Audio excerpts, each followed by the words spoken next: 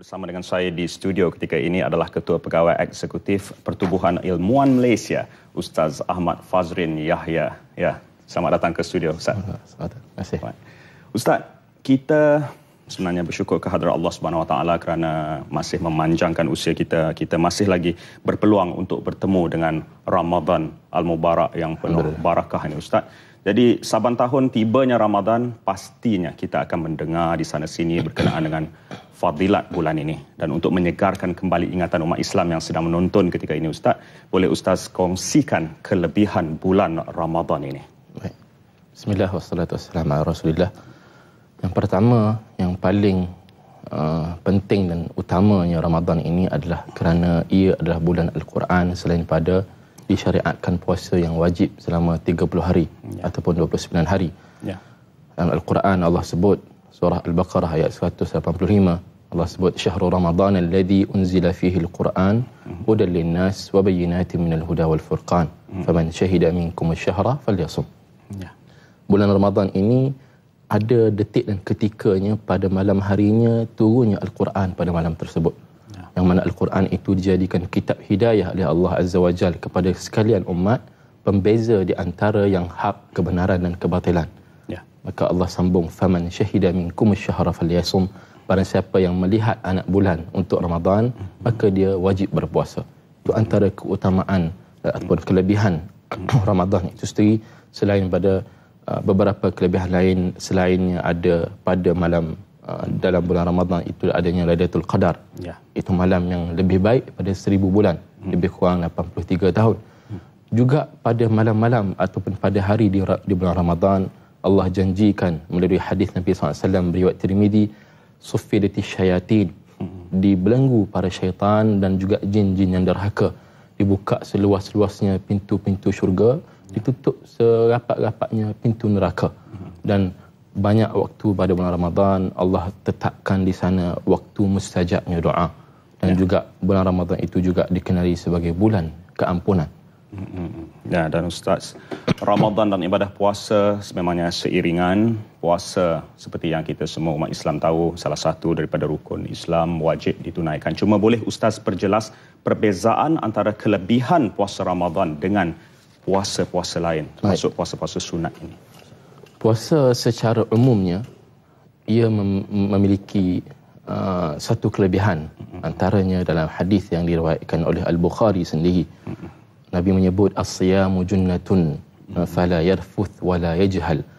Puasa itu adalah perisai daripada melakukan maksiat. Maka ketika berpuasa janganlah seseorang itu berkata-kata yang keji, hina, mencela orang dan sebagainya. Sambungan hadis, wa inni mur'un qatalahu aw syatamahu, jika ada orang datang untuk mencabar dia, untuk bergaduh, bertikam lidah dan sebagainya, falyaqul inni sha'im marratain. Nabi kata, maka katakanlah kepada orang yang ajak kamu untuk bergaduh itu, aku berpuasa 2 kali. Ini aku berpuasa kerana ingin mengingatkan kita, menyegarkan ingatan kita. Bila kita berkata inni sha'im itu aku berpuasa, ia menjadi perisai kepada kita. Itu antara kelebihan yang general lah, tentang puasa. Namun secara spesifiknya Ramadan ini ada di sana nilai yang lebih kerana bulan itu sendiri. Dalam hadis riwayat Bukhari juga disebut, dalam hadis yang bermula dengan man shama ramadhana imanan wa ihtisaba ghufira lahu ma taqaddama min dhanbi. Barang siapa yang berpuasa pada bulan Ramadan dengan penuh keimanan akan ganjaran puasa itu pada bulan Ramadan, dan juga penuh pengharapan ia akan ganjaran dari Allah Azza wa Jal. Allah ampunkan segala dosanya yang lalu. Eksklusiviti ini tidak disebut pada puasa-puasa yang lain selain daripada Ramadan, khas untuk Ramadan sahaja. Baiklah Ustaz, tak dapat tidak kita seringkali mendengar ada umat Islam yang sengaja meninggalkan amalan puasa tanpa sebab ni. Ada yang puasa yang yuk, pagi-pagi buka periuk. Ada juga yang langsung tidak berpuasa. Jadi bagaimana boleh Ustaz berikan gambaran balasan Allah Subhanahu Wa Taala terhadap hamba-hambanya yang ingkar ini? Moga-moga keinsafan ini kembali dalam diri mereka. Berpuasa ini satu kewajipan. Kerana sebagaimana ayat dalam surah Al-Baqarah, ayat yang sebelum ayat yang saya baca awal tadi, 183, Surah Al-Baqarah Allah menyebut ya ayyuhallazina amanu kutiba alaikumus-siyam kama kutiba alal ladzina min qablikum la'allakum tattaqun. Wahai orang-orang yang beriman, difardukan ke atas kalian berpuasa sebagaimana difardukan ke atas umat-umat sebelum kalian agar kalian memiliki takwa, memperoleh takwa daripada berpuasa di bulan Ramadan itu. Maka apabila ianya wajib, sama seperti salat, meninggalkan salat dosa yang besar, begitu juga puasa. Bahkan siapa yang sengaja meninggalkan puasa, dia meninggalkan puasa, dia ada dua jenis peninggalan. Satu, meninggalkan ia kerana dia beriktikad ataupun percaya bahawa puasa ini tidak wajib, orang ini boleh jatuh kafir. Adapun dia tinggal puasa kerana dia malas, ambil remeh, dia tak boleh tahan lapar, nafsu dia kuat, alah puasa ni tak apalah, bukan orang tahu pun, Allah je yang tahu. Okay, alhamdulillah dia beriman dengan kewajipan puasa itu sendiri, syariat dari Allah untuk umatnya, tapi dia sendiri disebabkan nafsu dia, iman dia yang rendah, maka dia memilih untuk tidak berpuasa. Maka orang ini wajib ke atasnya untuk bertaubat, nasuha daripada dosa dia, tidak dan berpuasa. Juga dia wajib mengqada, menggantikan puasa secepat mungkin. Walaupun hakikatnya pahala puasa yang diganti itu tidak akan sama. Tidak akan sama juga seperti orang yang meninggalkan salat, dia qada salat, dia tidak akan sama dengan salat yang asal yang ditinggalkan. Begitu juga nilai puasa Ramadan, bila dia tinggalkan dengan sengaja tanpa uzur yang diiktiraf oleh syarak, maka walaupun dia qada, dia terlepas di sisi Allah mungkin insya-Allah, namun nilainya tidak sama dengan apa yang dia lepaskan pada bulan Ramadan itu. Bulan Ramadan.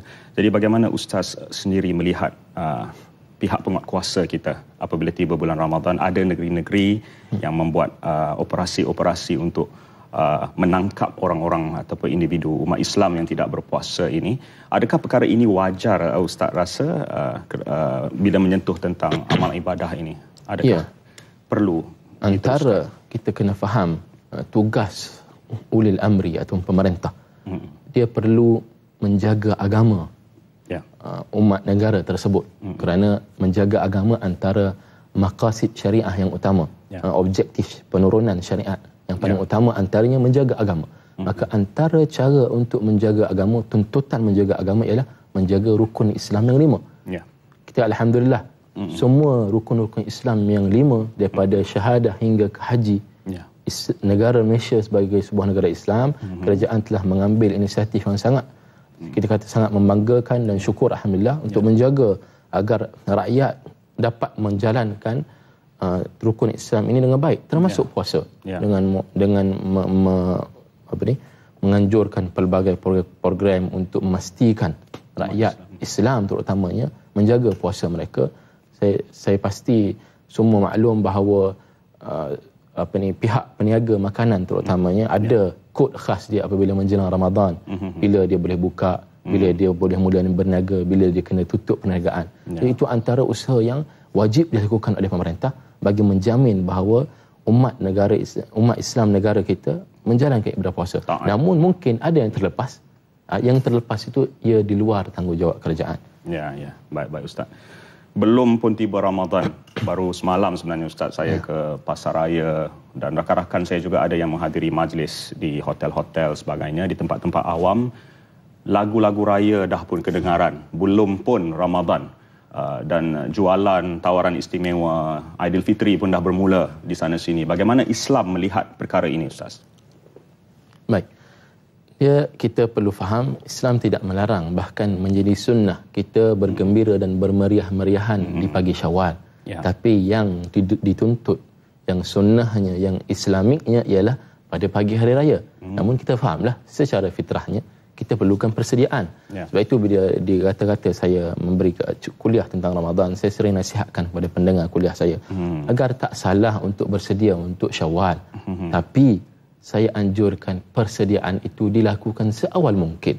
Sebaik mungkin sebelum menjelang Ramadan.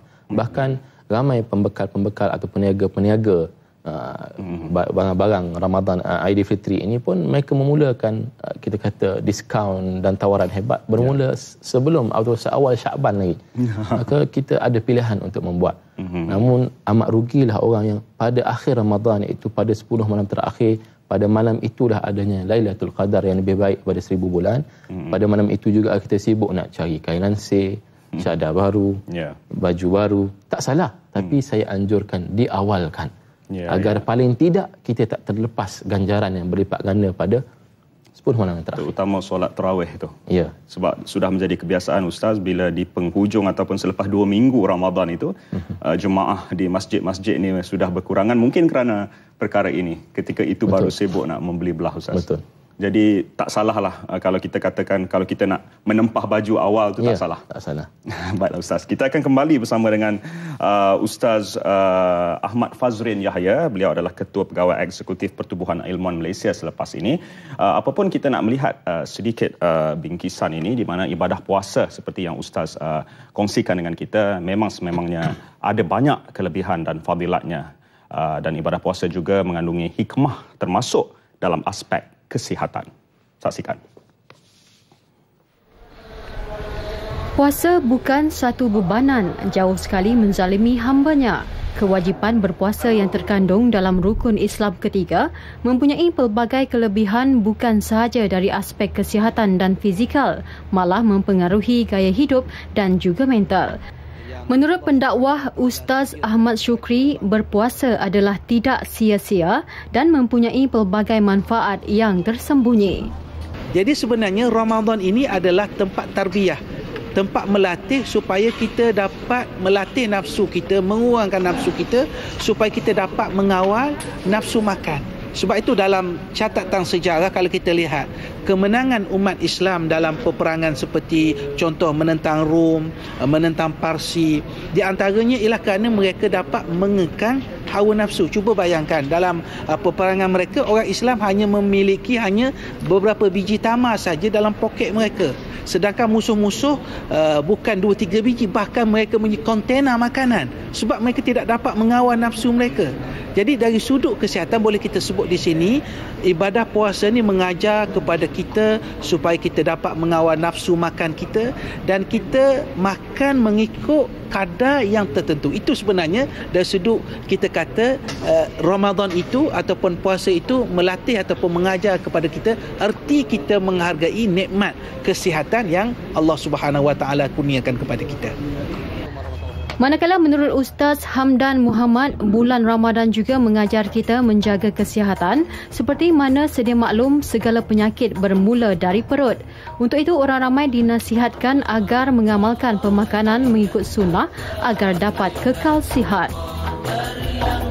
Untuk mengekalkan kesihatan dalam bulan puasa, insya-Allah kita amalkan makanan sunnah Rasulullah sallallahu alaihi wasallam yang mana berbuka puasa bermula dengan tamar, 3 biji tamar, dan insyaAllah kalau ada air zam-zam lagi cantik, dan kita kurangkan pemakanan-makanan yang seperti makanan berlemak, berminyak dan sebagainya. Dan dalam bulan puasa juga mengajar kepada kita untuk kontrol nafsu kita, yang mana bulan puasa kalau boleh bazar Ramadan tu kita jangan jadikan bazir Ramadan yang mana memberikan impak yang tidak baik, bukan hanya kewangan tetapi kepada diri kita sendiri. Dengan kesihatan yang dikurniakan dapat digunakan sebaik mungkin untuk melaksanakan amal ibadah sepanjang bulan Ramadan. Jadi kita kena terima bulan Ramadan dengan semangat dan kita jadikan juga bulan Ramadan ini 30 hari ini satu bentuk bulan untuk kita lakukan perubahan. Sebab tabiat manusia boleh menjadi tabiat manusia boleh diubah dikatakan selama 30 hingga 40 hari. Jadi umpamanya kalau kita nak tabiat yang baik kita lazimi selama 30 hari, insya-Allah hasilnya terbaik. Jangan jadikan bazar Ramadan bazir Ramadan. Itu menarik itu untuk kita sama-sama renungi. Sementara itu dalam menyambut Ramadan yang mulia ini, pelbagai azam dan niat untuk dilakukan sepanjang bulan Ramadan ini termasuk meningkatkan segala amalan dibuat oleh umat Islam. Itu antara reaksi orang ramai yang kami temui. Kita saksikan apa kata mereka. Apabila kita berpuasa, jadi mereka azaman kita untuk memperbaiki kesalahan-kesalahan kita yang telah lalu, dan kita memperbanyakkan amalan-amalan kita supaya Allah SWT meridai kita, insya-Allah. Okey, azam saya tahun ni nak meningkatkan amal ibadah kita lah. Sebagai seorang yang muslim dan muslimah, sama-samalah kita menambahkan amal, banyakkan bersedekah, banyakkan solat tarawih, jangan lupalah. Itu setiap tahun itu memang wajiban pada diri kita lah, puasa kan. Jadi amalan-amalan tu kita kena lebihkanlah. Bertingkat lebih lagi pada yang tahun-tahun sudah. InsyaAllah. Ramadan kali ini mungkin banyakkan amal ibadat, pergi tarawih, banyakkan bersedekah.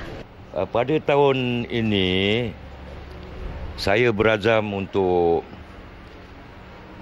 memenuhkan hajat saya untuk berpuasa selama sebulan dan untuk berhenti merokok.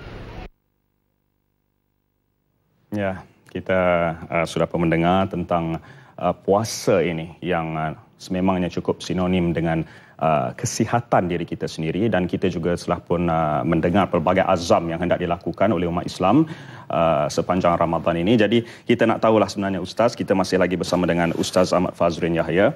Ustaz, boleh kita sentuh mengenai aspek azam ini, sebab ada orang yang berazam pelbagai nak buat sepanjang bulan Ramadan ni.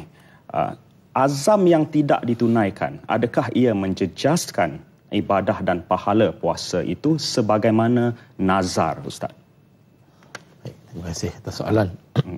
Dia nazar dengan azam. Azam ini kalau kita terjemah dalam bahasa Melayunya, ia agak sinonim, agak sama maksudnya, namun secara syar'iyahnya, dari sudut syar'inya, ia ada satu perbezaan yang besar.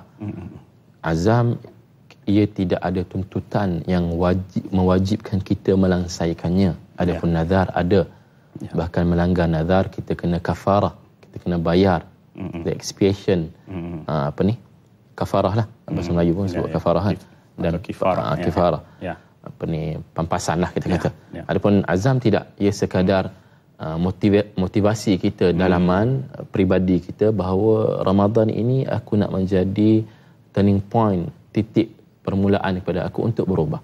Maka ia satu yang baik, itu satu yang mulia, insya-Allah. Bahkan memang kita tak payah, mungkin saya nak tukar sikit tanggapan minda masyarakat kita bahawa dia kadang-kadang bila masuk Ramadan dia rasa macam tak naklah aku bersungguh-sungguh beribadat, nak puasa bagai, nak bertarawih. Bulan lain aku tak buat pun aku rasa macam hipokrit. Sebenarnya salah. Memang bulan Ramadan Allah jadikan fitrahnya kembalinya insan kepada iman. Kerana faktor-faktor yang membawa kepada maksiat itu telah berkurangan. Contohnya hadis yang saya baca tadi, dibelenggu syaitan, dibukanya pintu syurga, ditutupnya pintu neraka, Allah bertambah berlipat kali ganda pengampun sifatnya, dan faktor-faktor lain yang menyebabkan Ramadan itu sendiri, environmentnya sangat menggamit seseorang itu ke arah kembali dia kepada fitrah kebaikan. Maka tak perlu kita rasa kenapa nak berpuasa, tiba-tiba nak jaga perkataan, setahun sekali saja baik. Lebih baik paling kurang kita jadi betul-betul baik untuk Allah Azza wa Jal. Kerana Allah sebut, Nabi sebut dalam hadis, dalam hadis qudsi, Nabi sebut, Allah sebut as-siyamu li wa ana ajzi bih. Puasa ini khas untuk aku. Dalam riwayat hadis lain Allah sebut anak Adam ini amalan dia sama ada aku ganjarkan dia 10 setiap asyari amsalihah ataupun sampai beratus kali ganda. Namun puasa ini khas, aku nak bagi macam mana pun dia punya pahala sama, tak terbatas. Tak ada had dia. Kerana biasanya orang mendirikan puasa ini memang benar-benar diikhlas untuk mendirikan puasa ini hanya kerana Allah. Kurangnya unsur-unsur menjadikan seseorang itu riak berbanding dengan amalan lain, salat, haji, zakat dan sebagainya. Namun puasa amat susah orang itu untuk mendirikan puasa, membangunkan puasanya kerana untuk mendapat perhatian orang lain. Kerana itulah kita memang kena ada azam. Setiap tahun untuk datang Ramadan, kita kena berazam untuk memenuhi offer-offer, tawaran-tawaran yang Allah tawarkan kepada umat Islam hambanya sempena bulan Ramadan, melebihi tawaran-tawaran yang ada di pasaran untuk Aidilfitri. Sebab saya percaya Ustaz, orang-orang yang sebegini yang mungkin letih berazam ini mungkin kerana tahun-tahun sebelum ini selepas Ramadan mereka kembali ke asalnya. Tapi maksudnya kita jangan berhenti, untuk terus berniat untuk berubah atau berhijrah ke arah kebaikan, Ustaz. Jadi saya nak berbalik kepada tadi kita melihat laporan yang menyentuh tentang puasa, istilah bazir Ramadan dan bazar Ramadan. Jadi tak dapat tidak bila bermula, saya ingat esok bazar Ramadan akan berpusu-pusu. Orang akan berada ataupun membanjiri bazar Ramadan. Jadi bagaimana Ustaz melihat ataupun boleh Ustaz perjelaskan dari segi berbuka puasa itu sendiri? Ini sangat kadang-kadang tu terlebih diraikan sehingga wujud package berbuka puasa yang harganya bukan murah di hotel-hotel 5 bintang dan di restoran-restoran dan sebagainya. Betul. Bagaimana Ustaz melihat? Bazar Ramadan ini dia bukan fenomena di Malaysia saja. Dia seluruh dunia Islam yang menyebut Ramadan pasti ada bazar ataupun pasar untuk juadah berbuka. Ia menjadi satu kelaziman. Ia asalnya ia adalah harus. Memakan makanan ini asalnya harus. Tapi bila ia berlebihan dalam hal agama ini, bila kita melampaui batas yang Allah tetapkan, hudud Allah yang tetapkan, maka ia menjadi sifat kita melampau. Maka dalam hal yang melibatkan makan minum ini, Allah sebut wakulu washrabu wala tusrifu dalam Al-Quran. Makanlah kamu, minumlah kamu, tapi jangan melampaui batas. Kerana sifat melampaui batas ini adalah antara sifat-sifat syaitan. Secara spesifiknya lagi membazir. Maksudnya kita beli, mungkin kita boleh makan, alhamdulillah, itu pun overload juga kan. Tapi beli, makan tak habis, ia menjadikan kita terjatuh dalam satu sifat orang yang membazir, yang merupakan satu jenis daripada perangai syaitan. Allah sebut innal mubadzirin kanu ikhwana syayatin. Sesungguhnya orang yang membazir ini adalah sahabat kepada syaitan. So kita tak nak. Kita sepatutnya Ramadan ini tempat pulangnya kita kepada kebaikan. Tapi disebabkan gairahnya kita terhadap bazar ataupun bazir Ramadan ini, kita kembali bukan kepada fitrah keimanan, fitrah kemaksiatan bersama syaitan, walaupun syaitan telah dibelenggu. Masa kita perlu elakkan. Cukup sekadar bahkan sunnah Nabi berbuka dengan rutab, kurma tamar yang basah, yang muda. Kalau tak ada, dengan tamar yang kering. Disebutkan hadis, kalau tak ada juga, Nabi minum seteguk 2 teguk air. Dan itu sebaiknya. Lepas itu kita berbanyak akan berdoa. Contohnya doa yang warid dalam hadis, dhahaba adh-dhama'u wa batallat al-uruq wa thabata al-ajru insya-Allah. Telah hilang kehausanku, telah basah urat-urat tengkakku, dan juga telah sabitnya ganjaran kepadaku insya-Allah. Dengan doa macam tu serta berbuka puasa dengan sunnah Nabi, kurma dan juga air dicampur dengan doa, maka insya-Allah automatically kita boleh kawal nafsu kita untuk belasah apa yang ada kat depan. So kita kena praktik lah. Kata berazam untuk jadi baik Ramadan kan. Antara azamnya jangan membazir di bazar Ramadan. Dengan kita berpuasalah ataupun berbuka puasalah mengikut sunnah Rasulullah SAW. Dan saya bukan apa Ustaz bila menyebut tentang amalan berbuka yang berlebihan ini, yang nak meraihkan Ramadan lah kononnya, sehingga ada yang tidak menunaikan solat maghrib pun, apalagi tarawih, kerana menghabiskan masa di tempat-tempat ataupun lokasi berbuka puasa yang diadakan itu. Baiklah Ustaz, kita dah berbicara panjang tentang puasa. Sebelum kita menutup perbicaraan kita ini ataupun perbincangan kita hari ini tentang solat sunat tarawih ni, kita nak segarkan balik fadilat tarawih ini, dan apa yang Ustaz boleh kongsikan di sini tentang fadilat tarawih supaya dapat dihayati kembali oleh semua umat Islam. Baik, tarawih ini adalah antara salah satu jenis salat untuk qiyamul lail, mendirikan malam. Dan ia ada khas pada bulan Ramadan saja. Kebiasaan hukum mendirikan bangun malam, biasanya kita kena tidur dahulu, kemudian bangun. Tapi khas untuk Ramadan, sebaik salat Isyak, kita telah dibenarkan, telah dikira kita sebagai mendirikan malam. Maka amat rugilah Allah beri, subhanallah, tidak terbatas dan tidak terhingga rahmatnya, sehingga kan selepas salat Isyak sudah dikira sebagai membangunkan malam, solat tarawih tersebut. Maka dalam satu hadis Nabi sebut, innar rajula idza qama lailatin hatta yansarif al-imam kutiba lahu qiyamul lailatin, atau kama qala Nabi. Sesungguhnya seorang lelaki itu apabila dia bangun salat bersama imam tarawihnya, qiyamul lailnya, sehingga imam itu habis, tamat salatnya, maksudnya dia bersama imam sehingga akhir salat tersebut, Allah tuliskan pahala untuknya sama dengan dia membangunkan sekalian malam. Seluruh malam. Maka saya ingatkan kepada diri saya dan kepada semua penonton RTM1 agar tidak meninggalkan ganjaran Allah yang maha besar ini, iaitu salat tarawih setelah salat Isyak. Tak payah nak kalut balik apa semua.